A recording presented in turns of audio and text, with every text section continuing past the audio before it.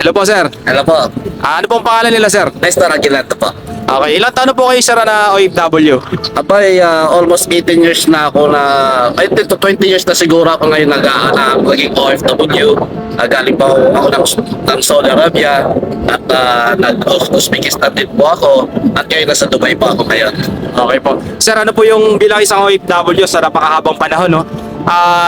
Ano po yung mga challenge na nakaharap nyo sa loob ng 22 years na yon? Napakaraming challenge ang naharap ko dito sa pagiging OFW. Unang-una, nasira ang pamilya ko, iniwanan ako ng asawa ko, at mga anak ko. Ang pinakamaganda naman, tinaguyod ko ang panganak ko na ngayon ay yung panganay ko isang mechanical engineer at ang pangalawa kong anak ay isang ngayong graduate ng accounting at ngayon naman si Bonso ay nag-aaral ng civil engineer. Malapit na rin siya matapos. Yun naman ang pinakamagandang nangyari sa buhay ko bilang OFW.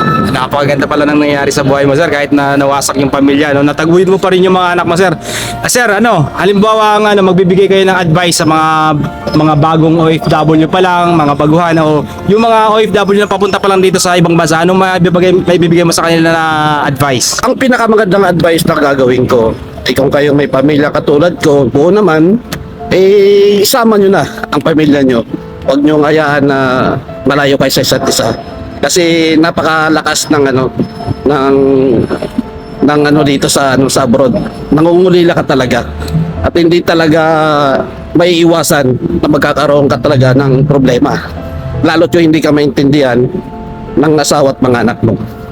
Okay po, sir, napakaganda po ang niyo. Maraming salamat po, sir, sa pag-share po ng buhay ninyo sa natin. Thank you so much po. Welcome.